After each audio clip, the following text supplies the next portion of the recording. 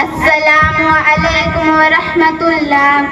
وعلیکم السلام ورحمۃ اللہ۔ اعوذ باللہ من الشیطان الرجیم، بسم اللہ الرحمن الرحیم، الحمد للہ رب العالمین، والصلاة والسلام علی سید الانبیاء والمرسلین وعلی آلہ وصحبہ اجمعین، اما بعد، فاعوذ باللہ من الشیطان الرجیم، بسم اللہ الرحمن الرحیم، یہب لمن یشاء اناثا ویہب لمن یشاء ذکورا او یزوجہم ذکرانا واناثا ویجعل من یشاء عقیما انہ علیم قدیر۔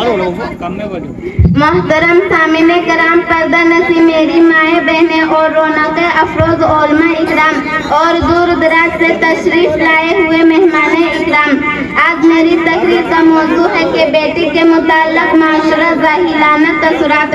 اس تعلق سے چند باتیں قرآن و حدیث میں پیش کرنی ہے۔ قرآن و حدیث کے مطالعہ سے یہ بات روز روشن کی طرح عیاں ہو جاتی ہے کہ لڑکے اور لڑکی کی پیدائش میں انسان کا کوئی اختیار نہیں، یہ اللہ کی مرضی ہے، جسے چاہتا ہے عطا کرتا ہے۔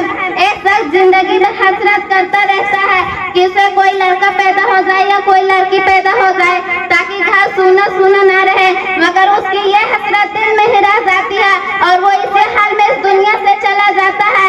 اور ایک شخص کی اولاد بڑی کثرت سے ہوتی ہے اور وہ چاہتا ہے کہ اب کوئی اولاد نہ ہو، لیکن پھر بھی اس کو اولاد مل ہی جاتی ہے۔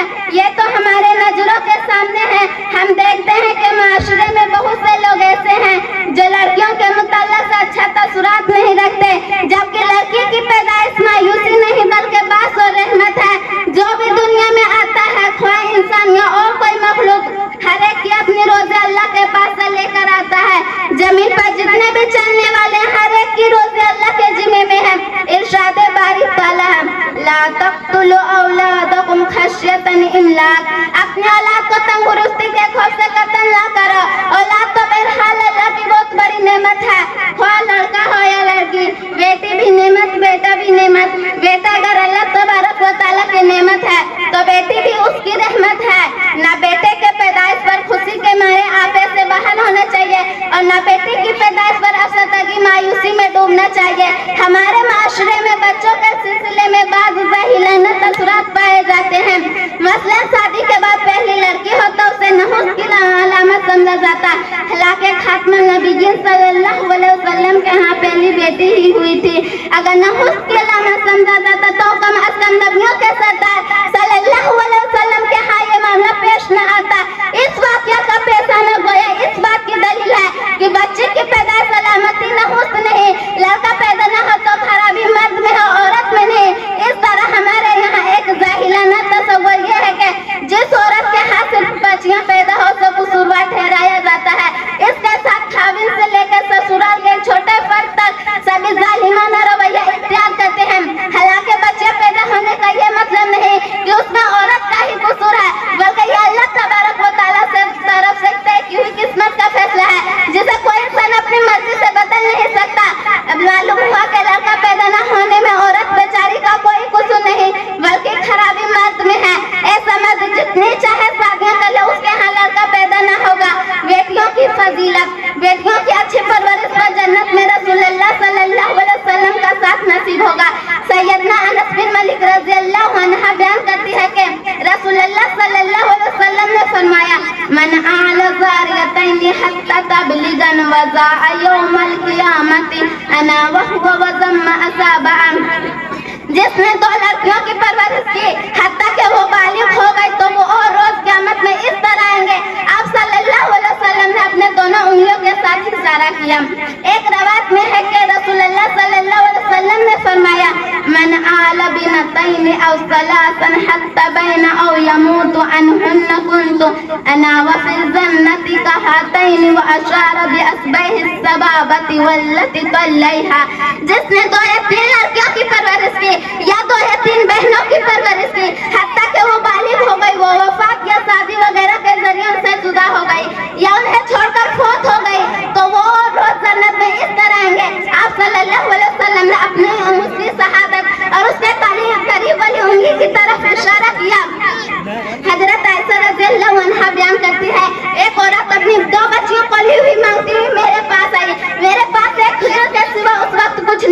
میں نے اسے وہی دے دی. اس نے ایک خود 2 بچیوں میں تقسیم کی اور خود نہ کھائی. پھر وہ اٹھی اور چلی گئی. اس کے بعد نبی کریم صلی اللہ علیہ وسلم جب تشریف لائے تو میں نے اس سے آپ کا حال بیان کیا. آپ صلی اللہ علیہ وسلم نے فرمایا جس نے اپنے ان بچیوں کی وجہ سے اپنے آپ کو معمولی سے تکلیف میں ڈالا تو وہ بچیاں اس کے لیے دوزخ سے بچاؤ کے لیے آڑ بن جائے گی. ایک دوسری روایت میں یہ الفاظ ہے من ابتلى بشيء من البنات فاصبر عليهم تنال حجاب النار. جو شخص بیٹیوں کی وجہ سے کسی چیز کے ساتھ آزمایا گیا یا پھر اس پر صبر کیا تو وہ بچیاں اس کے لیے دوزخ سے بچاؤ کے لیے رکاوٹ بن جائے گی.